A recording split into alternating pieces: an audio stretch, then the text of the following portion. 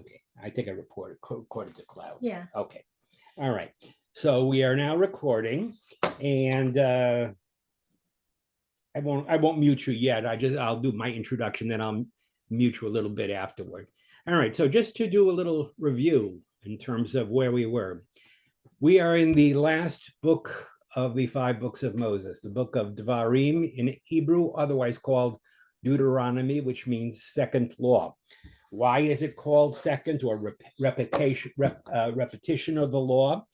Because in essence, you will find that Deuteronomy, while it contains some new material we have never come across before, is largely a repetition. It is a repetition of the history of the Jewish people over the 40 years they have been wandering in the wilderness. So believe it or not, when we got to the book of Deuteronomy, we had transversed, we had passed over 40 years of wandering, and we were now together with Moses and the Jewish people as they were on the far side of the Jordan River, ready to go into the promised land. This is actually Moses's last period of weeks, a month or so before he passes away. And it's his time to exhort his people one last time, to remind them of their travels, to remind them of the lessons that they learned. And finally, to reemphasize again to them the terms of the covenant that he has been teaching them over the past 40 years, and to urge them not to forget the lessons they have experienced either in person or through hearing. Moses is very clear to say, I will not be going with you when you enter the land. I will be staying on this side of the Jordan River. But when you go and you cross over and all these things happen, do not think it's the end of the story, because once you get there and once you settle there, and once the uniqueness of being in the land of Israel becomes routine for you, you're going to start to go astray. It's not as if your life is going to be one happy success story, one fantasy, and they lived happily ever after. No, says Moses, the truth is that even more than the adversity of the 40 years you have wandered in the desert, the success and the achievements that you have once you settle the land and live in it and build it up and build cities and plant vineyards and orchards, and once you have raised cattle and all kinds of other creatures, once you have enjoyed success, that's when the real temptation starts. It is often not adversity which challenges us, it is success which challenges us. So Moses goes into a great deal of discussion in this last book of the Torah, warning the people, when the time comes and you come into this land which God has promised your ancestor, don't think God did it for your sake. Don't think he did it because you were so righteous, because you really weren't so righteous. And don't think God brought you in because you were the greatest of the peoples. You're actually one of the fewest of the peoples. And don't think it is for any other reason than God made a promise to your ancestors to keep the covenant with them and with their descendants after them. That is why God brings you into the land, and you're staying in the land, living in the land, being successful and achieving in the land are dependent upon your fidelity to God's law. Fidelity to God's law. Will you keep the commandments which God has made with your ancestors and now you? Will you keep his mitzvot? Will you keep his commandments? Or will you turn away from following them, and will you attribute all of your success to your own talent and your own good fortune and your wisdom, and forget it was God who provided you with all of these magnificent achievements that you have attained? Do not forget in the midst of plenty the lessons you have learned over these past 40 years. So that is the content of the book of Deuteronomy, the book of Devarim. And we broke this session down so far into 3 sessions. I'm just going to remind you quickly. The first session, we talked about the question of what is the book of Deuteronomy about? And we raised the question of, having encountered many of these laws before this last book, why is it necessary to repeat them? Did Moses actually feel that the people had forgotten all that he had taught them in 40 years? And of course, the answer is no. Moses had continued to teach them and continued to emphasize the importance of fulfilling the commandments. But Moses now, realizing he was taking leave one last time of his people, wanted to impress upon them the importance of fulfilling the mitzvot, of keeping God's covenant, of keeping the commandments, because they were going to be their life in the days to come. They were going to sustain them not only through the early biblical period, but throughout the history of the Jewish people. Having told them about their history, reminded them, having reviewed a little bit about how they came to be in this spot. That was the first lesson. The second lesson had to do with the question of what kinds of leadership did we find in the Torah? And we talked, you'll remember lesson 2, we talked about different kinds of leadership. Jews have enjoyed many different kinds of leadership. We have been led by patriarchs. We have been led by clans or tribal leaders. We have been led by judges. We have been led by prophets. We have been led by kings. There are all kinds of leaders that have appeared in the Jewish people. And if I were to ask you which form of government, which political system is most conducive to a Jewish way of life, you would be correct to answer me, Rabbi, any kind of political system can be conducive to Jewish life, so long as you remember one central thing. And I'm going to emphasize that one central thing. While Jews serve to administer and see to it that the law is observed, while Jews in every generation apply the lessons of the past and the laws of the past to new situations as they judge and interpret the law, the one thing Jews never do is legislate, okay? So what is the difference between Jewish law and all other kinds of law that you know, man-made law? In man-made law, there are legislators, and there are executors, and there are judges.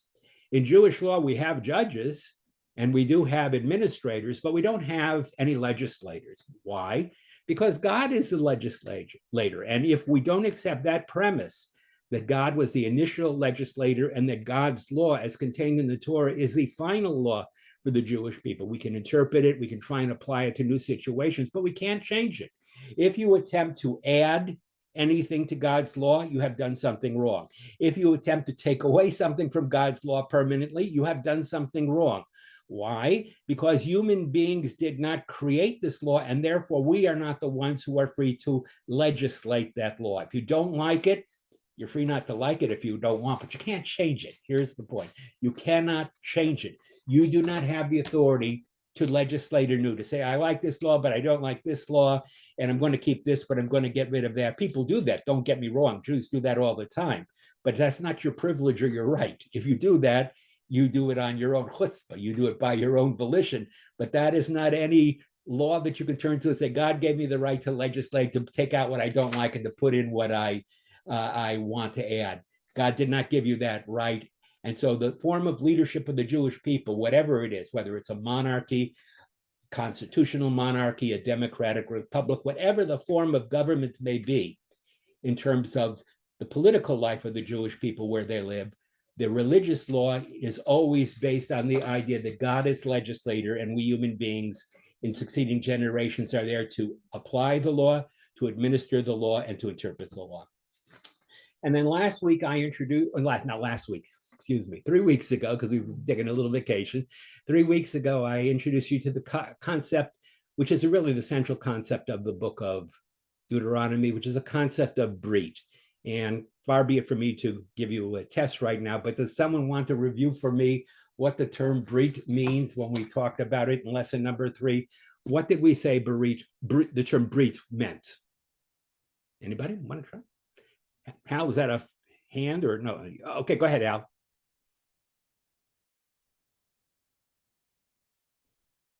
Audio on mute. Covenant. No, you're on now.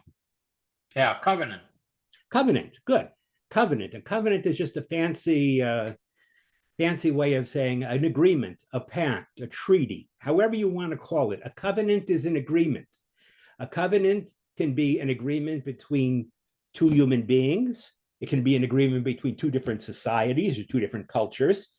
It can even be an agreement between human beings and God. And that is what we mean by covenant when we speak about it in a Jewish sense. A covenant is where two parties, either of the same power or one more powerful than the other, enters into an agreement together.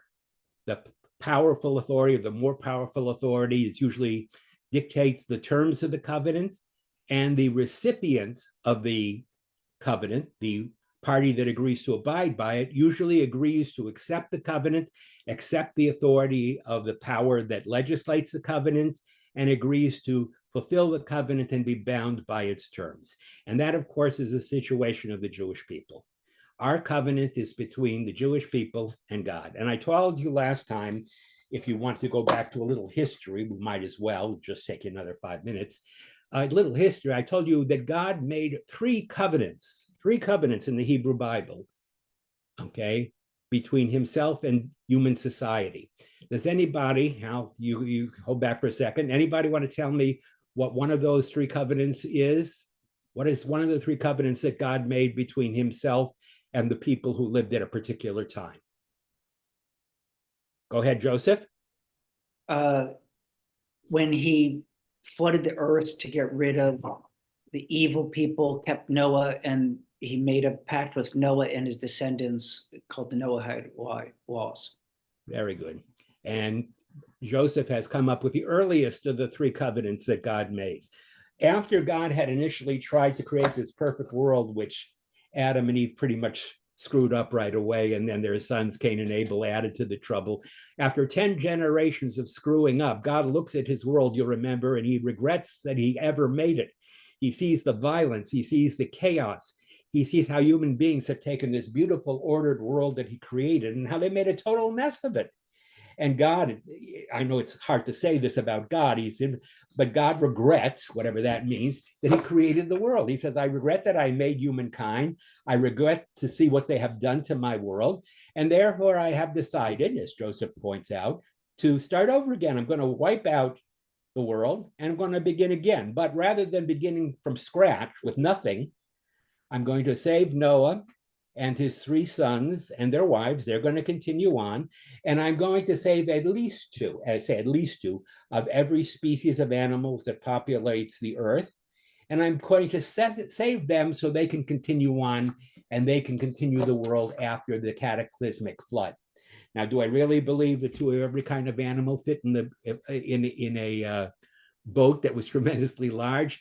I don't know that I do, but I believe that the idea is true, namely that God's initial attempt to establish a world and create a relationship, agreement with human beings ends with him saying, all right, I will allow the world to continue. Noah, you and your sons and your wives will continue. However, I'm going to make an agreement with you. I'm going to promise to make your generations more successful than the first generations.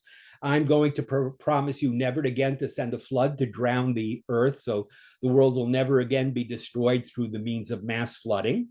I am going to watch over you and protect you, and you are going to continue to enjoy supremacy in the world. And you, in return, God says, all you have to do is follow some basic human laws of responsibility. And what do we call those laws? The 7 laws of the sons of Noah, meaning the 7 basic universal themes: not killing, not stealing, not profaning God's name. These were the laws that were so basic to society that God says, you can't do anything you want. I'm giving you the world. You're the responsibility for it, but I'm not saying do what you want. I'm saying to you, you have restrictions. You can enjoy the world, you can master it, subdue it, but you cannot do whatever you want. You must follow these 7 basic laws that are called the 7 laws of Noah. And God says, in recognition of the fact that I recognize human beings, you have this violent propensity, I'm going to give you an opportunity to do something I never gave to the first 10 generations. I'm going to allow you to eat animals. The first 10 generations, remember, only ate vegetative products. Animals, like man and like other animals, only ate vegetation. After 10 generations, when God creates a covenant with Noah and his descendants, he says, the one thing different is going to be, I'm going to allow man to express this violent, passionate part of his nature. I'm going to sanction that destructive part of man's nature by allowing him to kill other living things, meaning animals. Man can kill them, he can eat them. They are given to him like the vegetation of the earth. However, one rule about animals, a man cannot eat of an animal cruelly. He cannot kill and eat of an animal while its lifeblood is still flowing within it. The law says in the time of Noah, that a man cannot eat what is called ever min hachai, which means a limb torn from a living, still living animal, which means that yes, God will allow human beings to eat meat. He will give them the concession. He will say, now, in addition to vegetative products, you may eat animals, but before you eat them, you must kill them and ensure that their lifeblood is out of them before you proceed to carve them up, dissect them, whatever you want to call it, and eat of them. You must first make sure they are dead, and the blood, which symbolizes this life, you are to bury, you are to respect. Well, Noah and his sons agree to this covenant. They don't really have much of a choice, I guess. They don't really have to do too much except follow these basic 7 laws. But what do we learn after 7 generations? Remember, it goes bad again. After another 10 generations, the world has gone bad again, not because human beings do whatever they want, not because of unlimited human freedom, but because of the opposite. The attempt by human beings to impose order and rules and behavior on other people. The chief story of that last generation before the time of Abraham is the story of the Tower of Babel. And you'll remember what the story of the Tower of Babel is about. The nations of the world, the different nations of the world, seem to be following one rule, one law. They're living in one location.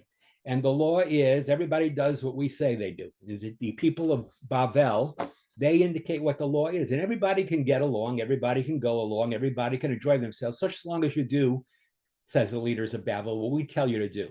You can't do anything else. You can't be different. All human societies, despite how different individual groups of human beings may be, it's all subject to one law, and we, Babylonia, the empire at the time, we tell you what the law is. You'll follow our law, and you'll live according to the way we tell you.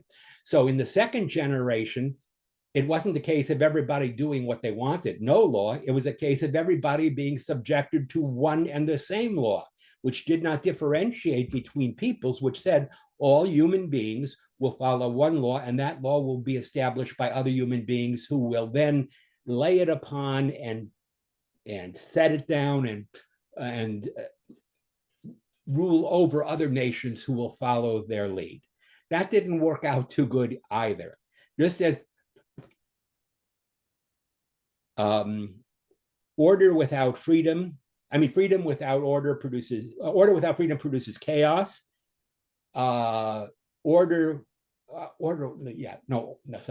Freedom without order produces chaos, right? Do whatever you want. Order without freedom produces slavery. It creates dictatorship. It creates the mandate of the some over the many. When Abraham came along, God wanted to start 1/3 time. And so Abraham's covenant with God is to be a combination of, and this is what we said last time, order and, how do I put it? Order and freedom. God says to Abraham, I'm not taking away your freedom, Abraham. The reason I've chosen you is because I think you're a good man, and I think you will instruct your generations after you to follow my word. I believe you can instruct human beings to use their freedom to serve me. But by the same token, Abraham, God says, I'm not going to, just like I recognize your freedom, I also believe that it is necessary to have order in the universe. I don't want you to do whatever you want to do, but I don't want you to impose your rule upon every other nation of the world. I want you to rule by example. Abraham, Sarah, you and your descendants, you are to become a priest-like people, a holy nation. I am going to give you a law. I am going to give you, God says, the law of the Torah. And it's very specific and it's very demanding. If you will freely choose to follow my law, and if you will teach it to your descendants and they did their descendants and on and on and on through the generations, if you will both maintain your freedom, but also subject your freedom to the order that I have given you in my law, then you will be a people worthy of my third and final covenant. So that's where we are. And the question that we have as we begin lesson number 4 is, how do we maintain these two very difficult concepts? Human freedom on the one hand, and the need for common law, which binds us together as individuals in a society. If every one of you did exactly what you wanted to do, and you humored yourself and did it whenever you wanted to do it, and you didn't feel bound by any laws, we would live in a state of the wild. We would live in the state of everybody against everybody. There would be no rules, and you could do whatever you wanted so long as other people didn't force you to do what they wanted or whatever. It would be the law of nature. Everybody does what they want so long as they can impose their rule upon everybody else. Okay, that's not what God wants. He does not want it to be a world without law, where we each in our own freedom do whatever we choose to without regard to any consequences, nor does he want it to be a law where there is only one system, one way of doing things that everybody must follow or else they are punished. That is not what Judaism believes. Judaism does not believe there is only one right way to serve God. And I'm going to emphasize this one last time in this lecture. Unlike other religions, Judaism does not claim to possess the truth to the world. It does believe it has discovered the insight, but it does not proclaim it. It certainly doesn't mandate it or impose it upon other people. If you are Jewish, fine. If you are not Jewish, fine again. If you live according to one set of rules, that can be good. Another set of rules, that can be good. So long as the rules that you live by have a certain regard for other peoples and other nations that are different than you, that do not follow the way of life you follow. We must find a way of reconciling both freedom together with order. Okay, and that is the purpose of tonight's session. So let me begin by turning to all of you. We discussed it a little bit, I think, at the end of last session. But rather than solving it for you, I'm going to pose it to you. I'm going to say to you, what kind of a formula or what kind of a government, let's do it this way. What kind of a government could you create, or what kind of rules would you create that would recognize human freedom, the fact that we all want to have our own freedom. We don't want to be told what to do. We don't want to be imposed on. We all want to have the right to make certain choices for ourselves. What kind of government would you establish that recognizes the right for human beings to be different and to make choices, but at the same time creates enough of a society of shared rules by which we can live together without killing each other? Anybody want to go with that one? Go ahead, Laurie. A democracy? Well, it could be a democracy. I mean, one person, one vote, we democratically do it, but democracies, Laura, can be tyrannies too. Democracies can be a terrible tyranny. If the majority decide they want to do something and they voted in, and you don't have this idea of dissent, whatever the majority decides, that's what you're going to do. You don't have a right. The majority decides. So but we have checks and balances that will prevent something like that from happening. Right. So we don't have an unlimited democracy. What Laurie is saying here is it's not unlimited democracy. We don't say whatever the majority wants, that's what we're going to do. That's what happened in Babel. Everybody did what the majority was doing. We have a different kind of a system that says, try and have an organized system of order without compelling everyone to do what everyone else is doing. Whether that's checks or balances or whatever that is, now we have to determine what that is. So how do you do that? In an age, and by the way, I should just point out, Laurie, that in the time of Socrates, Socrates was a very wise man. You know how he met his death? He had to poison himself. You know why Socrates had to poison himself? Because the citizens of Athens decided that his going around practicing philosophy was creating a lot of trouble in the society, was corrupting the youth. And so what did they do? They got together, the citizens, they voted, and they said Socrates has to die. He lost the vote. So he had to kill himself. He had to swallow hemlock. He had to swallow poison.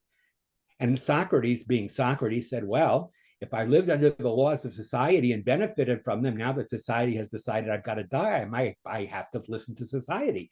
If I accept society when it's good for me, if I'm consistent, if society says that I'm a menace and I have to die, even though I don't think I am, I guess I have to drink poison and die. So democracy isn't going to solve the problem. What combination of things do we need to guarantee a society in which human freedom and individuality is respected, whereas the need for common laws and a common system of values is important? Can anybody come up with the system? Go ahead, Erwin.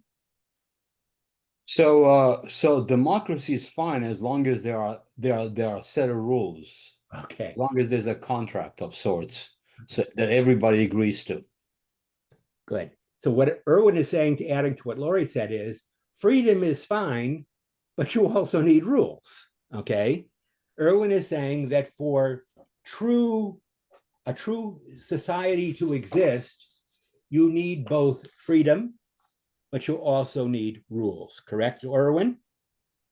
All right. Yes. So let's now look at that proposition that Erwin has. Does anybody disagree with that? Besides freedom to make individual choices and the need to apply to ourselves and to comply with certain rules, is there anything else that's necessary besides freedom and rules? Go ahead, Hal. Well, in reading Rabbi Sachs, he has a half a dozen, maybe they're subsets of the main two things you mentioned, but he Okay. talked about for a society to function, you need collective responsibility, Okay. equality and freedom for all, a Okay. moral political framework, Good. a mutual pledge of respect and obeying the law, Good. and a very interesting thing that applies really as you think about today's Holocaust Remembrance Day, remembrance and renewal is what he talked about. All right. Hal has hit the trifecta. Okay. I'm going to refine what Hal says piece by piece, but Hal has said what we need is freedom, rules, or what I would call responsibility, and memory. If you do not have those three things, you cannot have a covenant society. A society governed by a covenant requires three things. It requires human freedom. It requires, oh, I didn't bring my book with me. All right. It requires my book of Sachs. It requires human freedom. It requires responsibility, and it requires memory. Now let's deal with these three terms for just a moment as Randy's getting my book. Freedom means freedom, okay? Individual freedom, but also collective freedom. The Torah assumes that human beings are free. You who have studied with me for 5 years now, or 4 years now, know that freedom is ingrained in the human story. The only thing that differentiates human beings from animals is that God has given us free will. If I taught you nothing else over these past 4 years, what makes us divine? In what way are we created in God's image? Human beings are the only creatures in the world, thanks, Rand, the only creatures in the world that, like God, have freedom of will. If God didn't give us freedom of will, the story would have ended when it began. God would never have said to Adam and Eve, don't eat the fruit in the middle of the garden. The very fact that God said, don't do it, means that he knew human beings could choose to do it if they wanted. What makes you divine?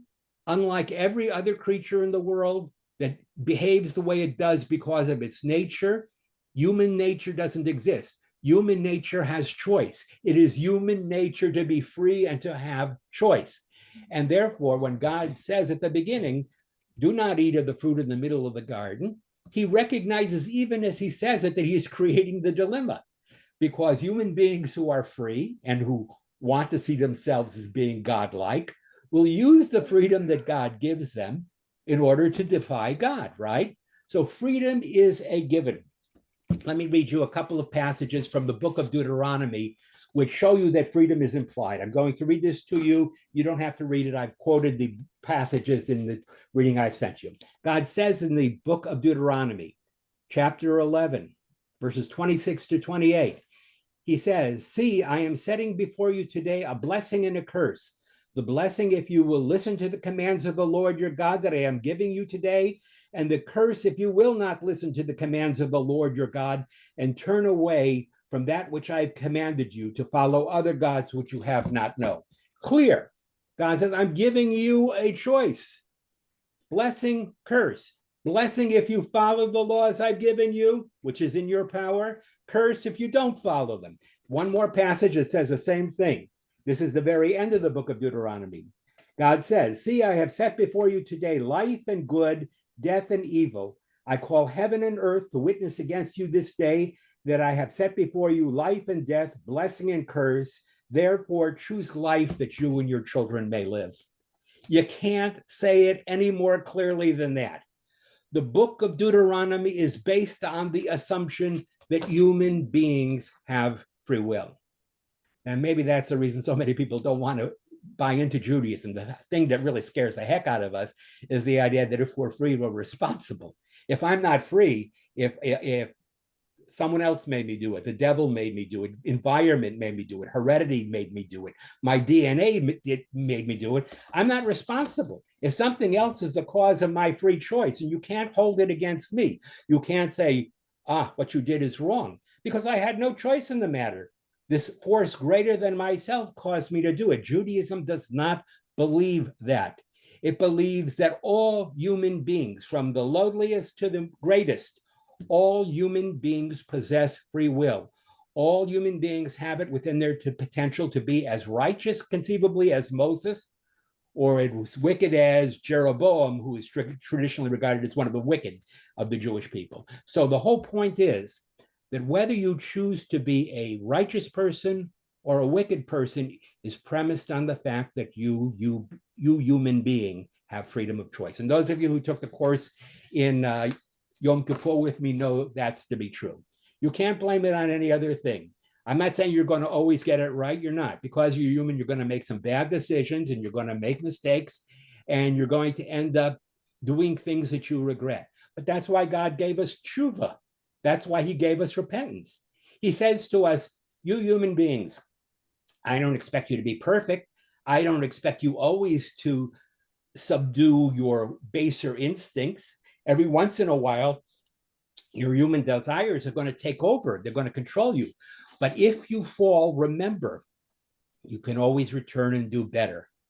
Tshuva is the built-in system that says, when we fail to meet God's expectations, God provides us with a way of returning and trying again.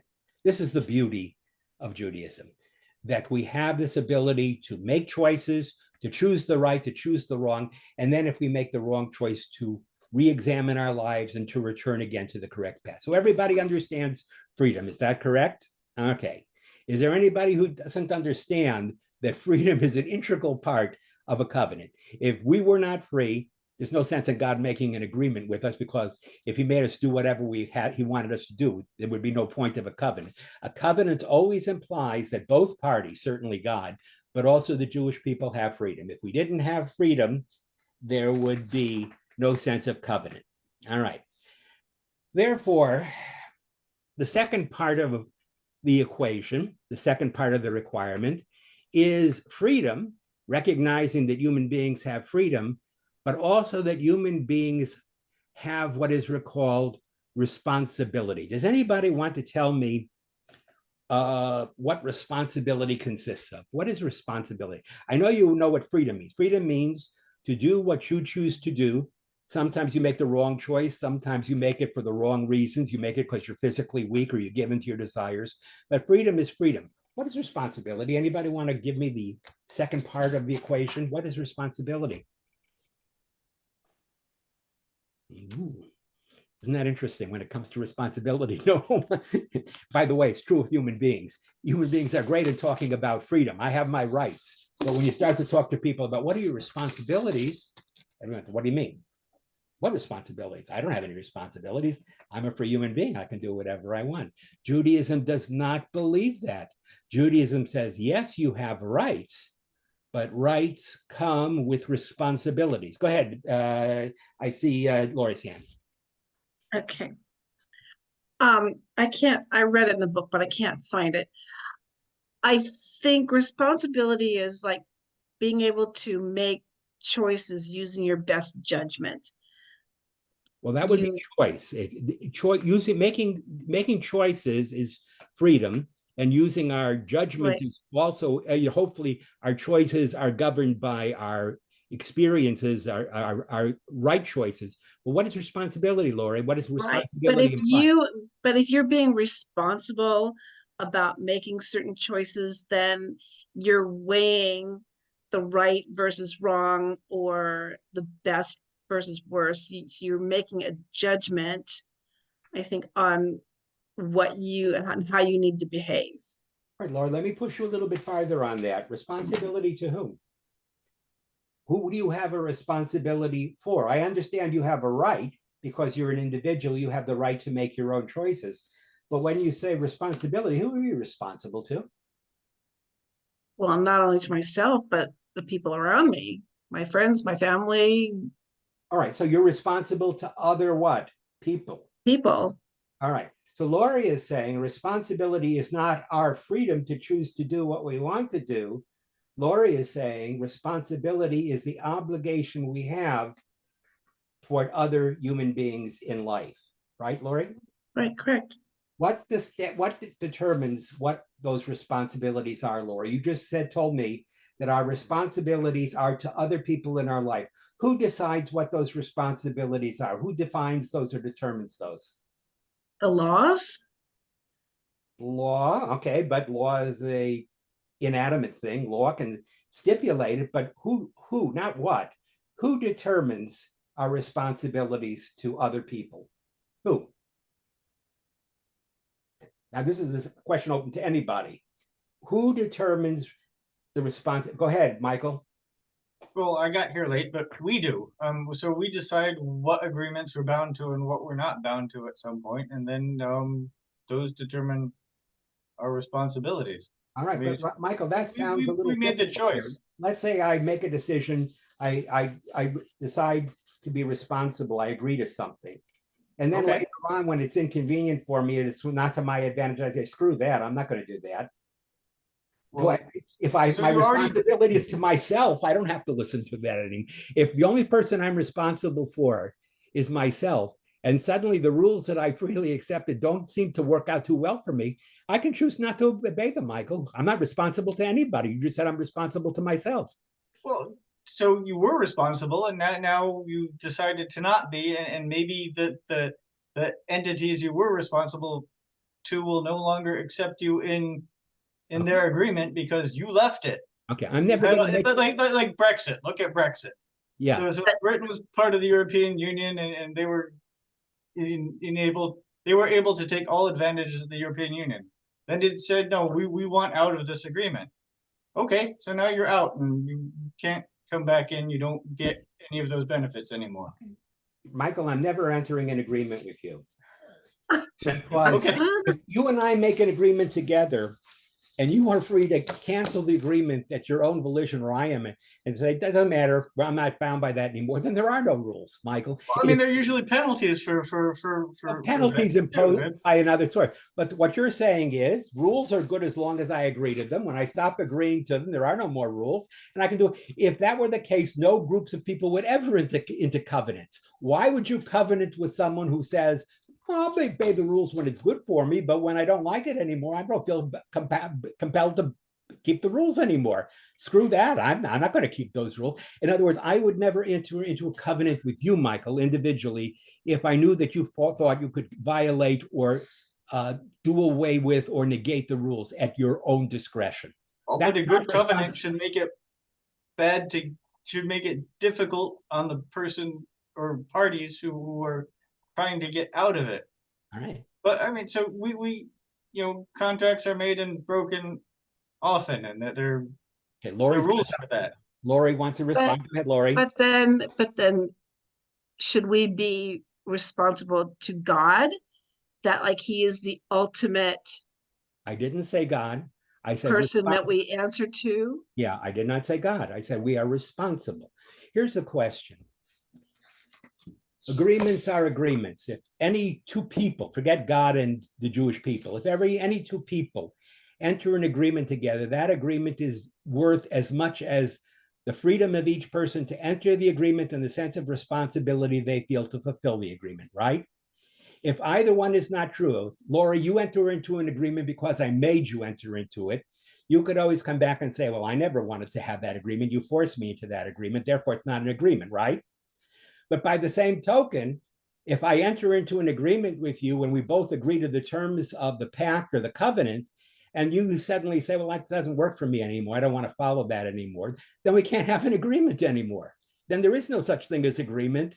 because, or pact or covenant, because you unilaterally decided to change the terms. What I'm trying to say is a pact, a treaty, a covenant requires both freedom and responsibility. Hear what I'm saying. If you do not have both, if you do not have the freedom to freely enter into an agreement, to freely set the terms of and the conditions of the agreement, and to go in with full knowledge and to say, I accept this, I accept this, these are the rules that govern our relationship together, and then you go ahead when it's not inconvenient, when it's not convenient for you anymore, and you change the rules, you have done away with the entire institution of covenant. You have done away with all rules. What you're saying is, I'll follow the rules so long as the rules work for me, but when they don't, screw it. No rules. That's not a choice between, that's just simply saying, I'll do whatever I want. I'll make an agreement with you if it's to my advantage to get you to, but if I don't, it's not to my advantage, screw the rules. I'll do whatever I want. That's not a treaty. That's not a parity. That is not a covenant. A covenant is a system whereby you and the person or society or group you covenant with, you make agreements. See, I told you it's hard. If I make an agreement to society, which is represented by taking my driving test, and then I'm not going to go through red lights at my will, okay? And then I say, oh, screw that, there's no one on the road, but I don't see anyone around me, there's no police, or I'm going through it. I'm free to do it, but that's not keeping my covenant, right? Now, will I be punished? Possibly not. If there's no one around, if there's no traffic, if there's no reason for me to stop at the stupid red light because it's red, even though I don't see any reason to go, then maybe I'll choose to go. But that's not keeping an agreement. I made an agreement. I made an agreement to bind myself according to certain laws. By the way, university students don't have the vaguest idea what I'm talking about. They only know rights. This is my right. This is my right. I have my right to do this. No responsibilities, not to other students, not to the greater student body, not to the university. We'll, whatever rules you lay on us, we don't want any of those rules. We only want our rights. A society that consists only of rights and no responsibilities, where you do whatever you want to do, but you have no obligation to honor the agreements you make, that is not a society. That's chaos. Okay? You adopt that way of life, you go into chaos. What you will inherit is not society, not ordered law. It is chaos. All right. Go ahead, Harvey. I see your hand. I don't know. I think responsibility means that you're accountable for your decisions. Good. And Accountable to who, Harvey? it can be accountable to anybody affected by your decision. Good. It can be to another person, Harvey is saying. It can be to my own self of honor. If I duty bound by honor say I will do this, I owe it to myself, Harvey is saying, my own sense of integrity to follow my word. Have you ever heard the expression, my word is my bond? People who say, if I say I'm going to do something, if I make a commitment to do something, you don't need a pledge from me, you don't need an oath for me. My word is my bond. If I assume upon myself an obligation, then I am going to do precisely what I have said I'm going to do, not just because of my sense of obligation to another, but because of my sense of self-integrity. How can I make an agreement and then change it unilaterally when I've already agreed to bind myself by it? Is that what you're saying, Harvey? Yes, basically, I'll agree with that. So. Okay, well, I would agree with that too. Anybody want to add to what Harvey is saying? So Harvey is saying you can be bound to another person. Laurie has already said that. You can be bound to yourself, meaning you can be bound to your word. When I say I'm a person of my word, I mean, even if it doesn't affect anybody else, even if nobody knows it, even if nobody is aware that I've broken my word, I would never do that because I would then not be a person of integrity. I would have lost my principles, right?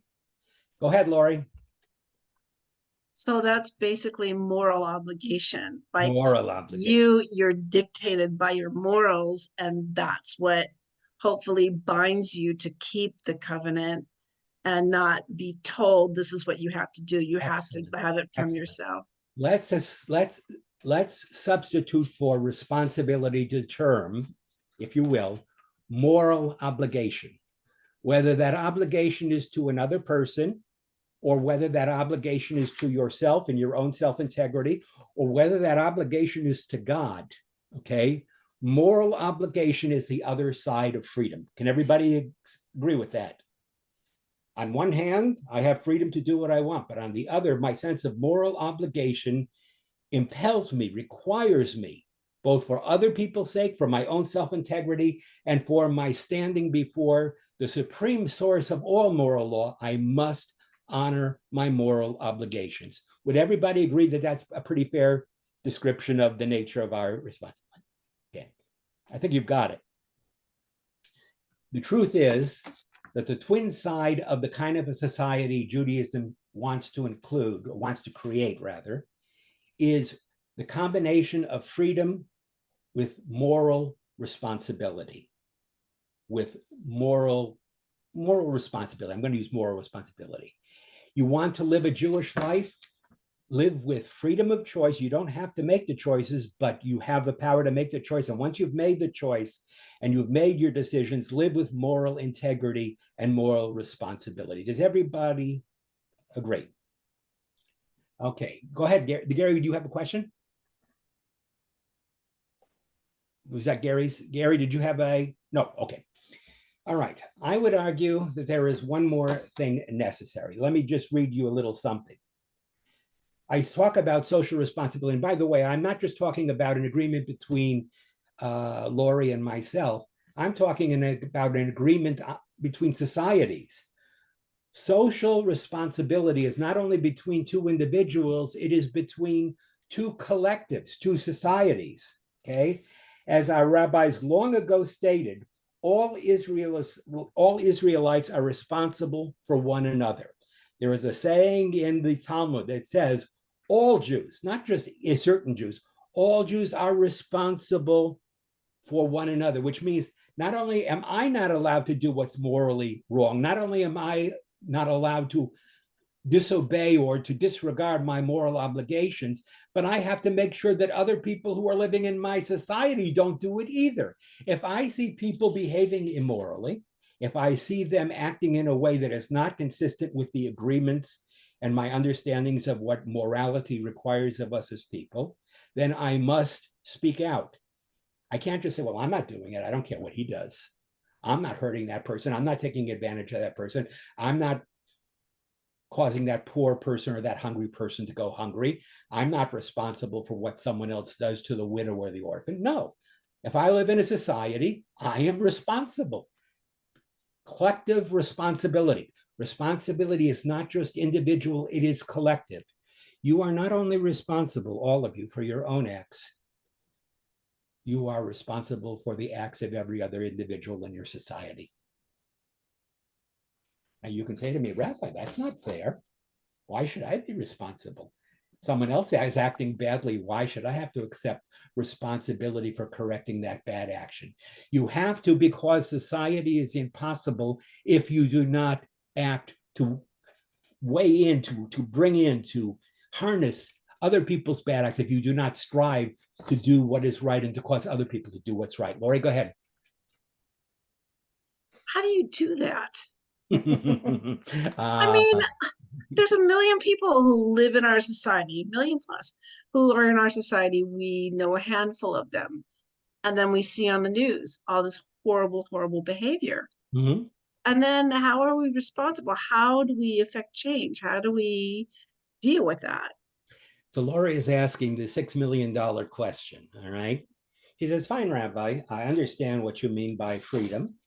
I understand what you mean by moral responsibility when it comes to me. I can be morally responsible for the decisions I make, but how can I be morally responsible for the decisions that other people in the society around me make? Does anybody want to address Lori's question? What she's saying is, I can only control my own behavior. I cannot control the behavior of people in the society around me. Anybody want to respond to that? Or are you going to let Lori have it? Okay, go ahead, Leslie. Well, it's almost like maybe a see something, say something. That's what charity is, and that's what doing things for others is about. And that's what education is about, teaching people what they should be doing. And So Leslie is saying you have an obligation to speak up. You know, there's a wonderful verse in the Torah that says, do not stand idly by the blood of your neighbor. You know what that means? If you see someone attacking or hurting an innocent person, are you allowed to say, well, that doesn't concern me, it's not my responsibility? No, you are not only responsible for what you do that is wrong, you are responsible for what you admit to do, which is right. So Leslie, if you see an act of violence or an act of injustice taking place around you, like Moses did, and you simply say, well, that's not my concern. After all, I'm not responsible for everybody else. You are committing, in a strange kind of a way, by omission, an act of injustice. Right. You are committing an act of injustice. We can be unjust not only by the acts we commit, Leslie is saying, but also by the acts we fail to perform. By commit, by doing or by refraining from doing things, we can be morally held responsible. When you see a person who is being subjected, a stranger, an orphan, a widow, when you see someone who's hungry, even if, I mean, your obligation is to feed them and to care for them yourself. But if you see someone else like that Egyptian taskmaster in the story of Exodus beating a Hebrew slave, if you're any kind of a person at all, you don't even have to be a Moses, and you watch this and you say, how can this be right? How can it be right for one person to beat and to subdue and to persecute and to do these things to other people, and you don't speak out? You are complicit. Guess what? It's your responsibility. It's the sin of omission. And in periods of time where certain acts were allowed, even in this country, it didn't free you from the moral obligation, if you believed you had a moral obligation, of stepping in and fighting against injustice. You have the obligation, Laurie says, to speak out. So one way, in answer to, Leslie said, to speak out. So Laurie, one way Leslie suggests is you can speak out.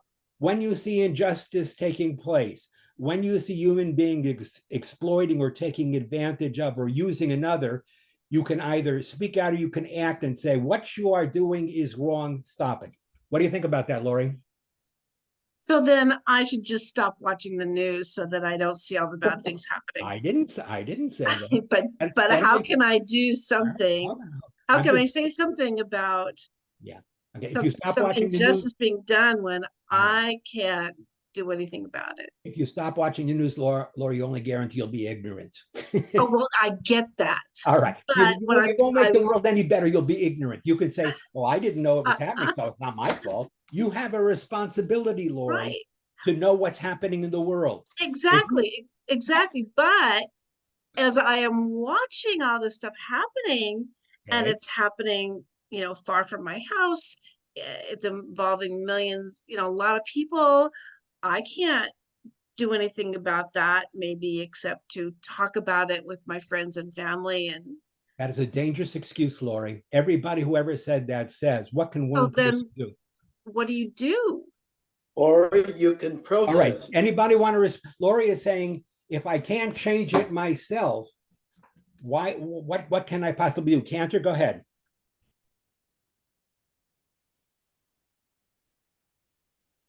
Sorry.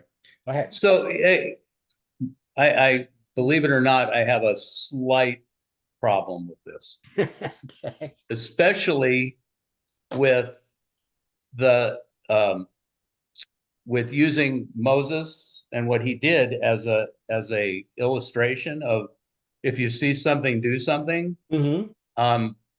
So that sort of smacks of vigilante justice, which the question I have is, did Moses have a moral obligation to try something different than killing the Egyptian taskmaster? I mean, that's sort of problematic. I mean, if Moses was a prince of Egypt, according to DreamWorks, what then couldn't he have gone to his mom, who was a princess, and said, hey, these Jewish people got a bad deal, and you should tell your dad, my grandfather, or whatever the hell it was, that he shouldn't be treating these people like that. But he didn't. He killed the guy, and the consequence of that was he had to run away and hide. But so I'm not sure that's a great solution.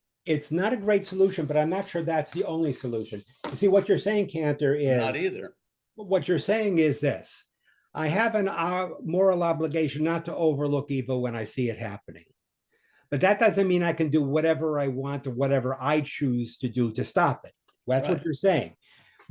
I'm saying to you, you cannot overlook evil, Cantor. If you choose to hide your face, to close your eyes, you're like the monkey who sees no evil. You're not doing anything in the world. You're not making the world better. I'm not telling you can do whatever you want. I'm not even telling you that I believe Moses was doing the right thing, but I'm not going to tell you why that. But I believe that there are times when you have to take the law into your own hands. But it says that when Moses saw the Egyptian taskmaster beating the Hebrew slave, he looks this way and that. Why does he look? Not to protect himself from acting. When he sees no one else is interceding, he says, there's no one to stop this. If I wait and go back to my mother and tell her about it, this Egyptian is going to kill this slave. I don't have the luxury of sitting and waiting for someone else to intercede. It's my responsibility.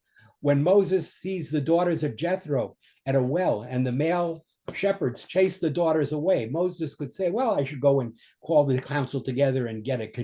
No, Moses acts. He says, these girls were here first. These men are chasing them away. That's not right. I'm going to intercede and I'm going to make sure the girls get the water their cattle first. What Cantor is saying, and it's very, very important. Wow, your hour moves quickly. What Cantor is saying is very important.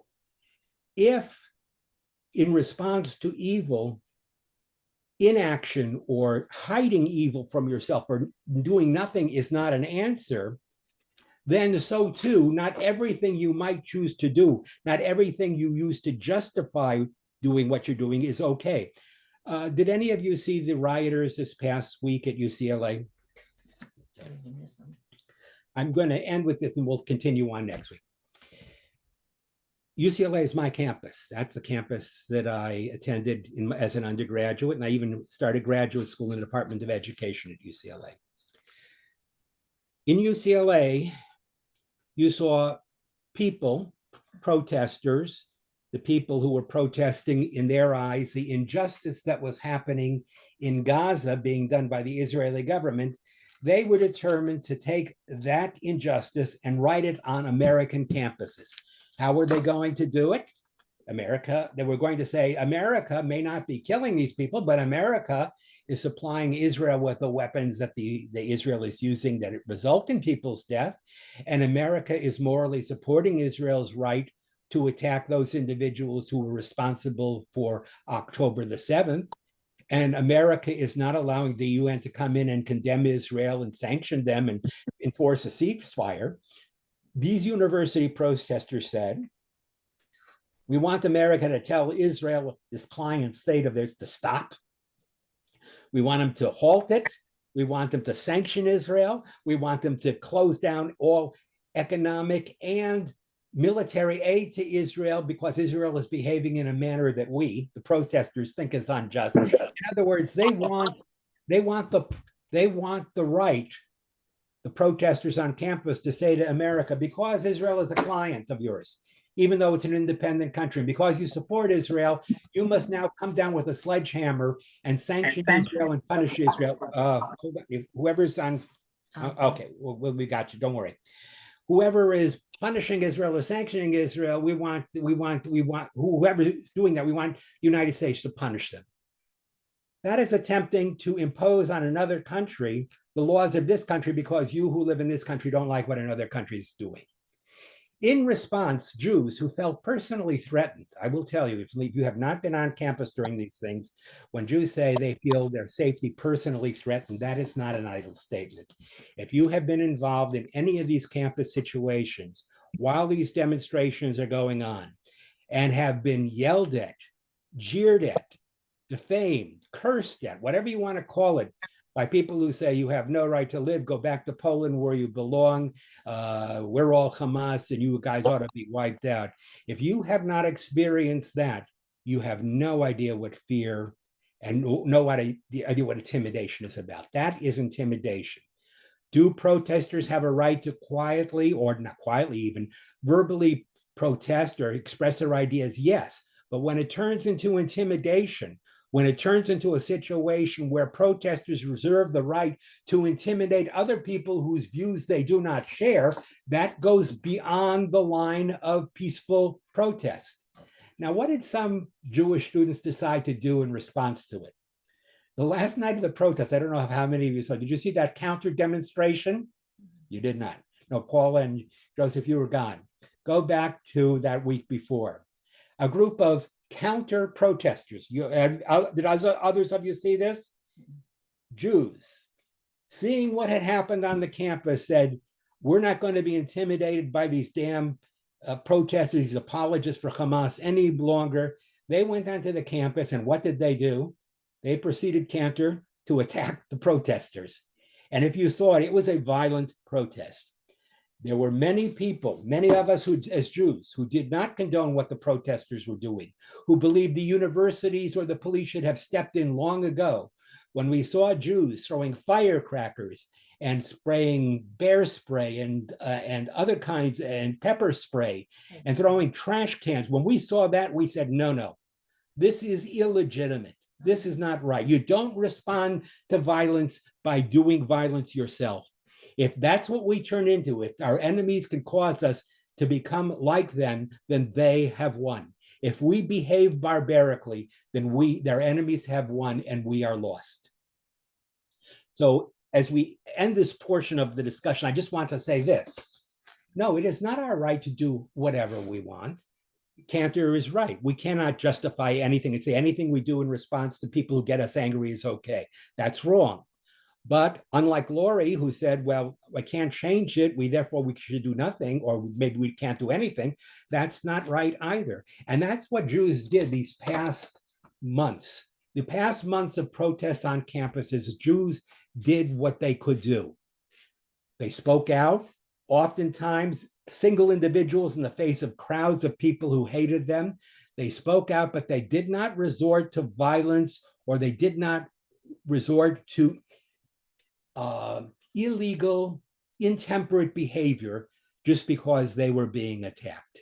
They proved that people who are civil and people who keep their cool and people who are way outnumbered by other people, because I got to tell you, those protesters and those Jews on campuses where this was going on, they were being singled out and they didn't have much of a chance to respond together. They were being singled out by the crowds that were protesting them. Did they do nothing? No. They said, we may not be able to change the attitudes of those who hate us. We may not be able to change their behavior, to get them to get off the lawns, to get them to remove the tents, to get them to unoccupy buildings. We may not get them to behave legally and responsibly and morally, but we're not, sure as heck, not going to sit there and let them get away with it without saying something. So somewhere between Lori, if we can't do anything about it, don't say anything, and Cantor's, if we see that they're doing wrong, we can do whatever we feel is justified. There has to be a mid position. That's what I'm saying to both Lori and Cantor. When we see wrong being done in society, even if we are not the ones who are doing it, even if we are not the ones who are responsible for perpetuating the injustice, we cannot remain indifferent to that injustice. We must do whatever it is in our power to do legally, writing the universities, sending money to organizations and supporting organizations that need help, educating, whatever we can do. If you believe that human society can be bettered not by violence, but through education and through the moral word, then that's what you've got to do. You cannot surrender your autonomy, your moral authority, and say it's not going to make a difference. If you do,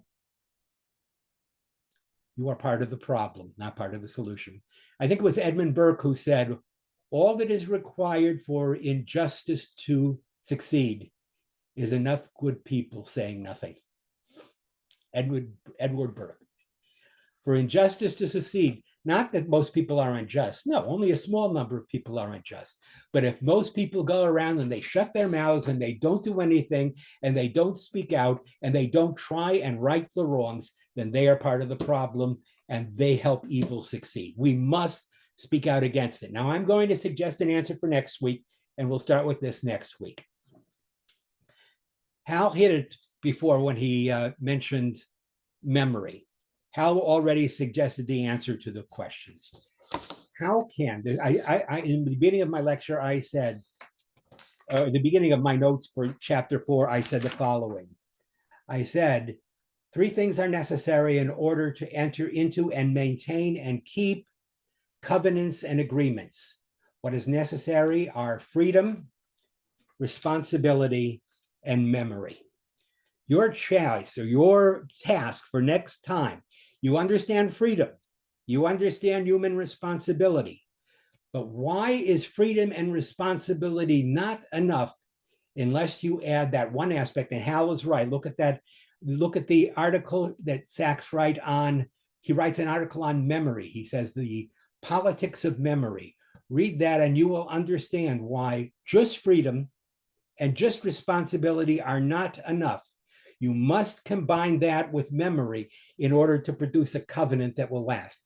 And that's why, by the way, in the Jewish covenant, God so many times says, remember this, remember that. In the reading that I gave you this week, there were passages that dealt with memory. Look at how many times in the book of Deuteronomy, God mentions memory. Let me see if I can find it here real quickly. Here we go. Okay. This is all in the book of Deuteronomy. This is what I leave you with. Your task next week to put it together. Okay, here it goes. All found in the book of Deuteronomy. Remember that you were slaves in the land of Egypt. Therefore, the Lord your God commanded you to observe the Sabbath day. Remember how the Lord your God led you in the desert over these past 40 years. Remember this and never forget how you provoked the Lord your God to anger while you were wandering in the wilderness. Remember and never forget. Remember what the Lord your God did to Miriam along the way when you came out of Egypt, how God punished Miriam. Remember what the Amalekites did to you along the way when you came out of Egypt. Remember the days of old and consider the years of ages past. If you want to join freedom and responsibility together, the glue is memory. Your task for next week is to figure out how to have a covenant.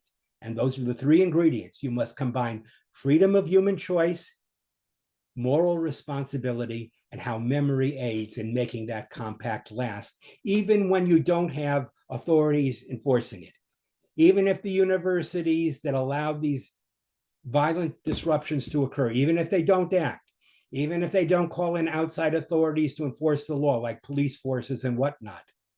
The point is that even so, even in the absence of outside force or impelling people to do the right thing, memory can cause you to do the right thing and to do what is required in a situation where you have to act. And with that, I'm going to stop for tonight. Thank you all. You're free to Thank talk. you, Rabbi. Hello.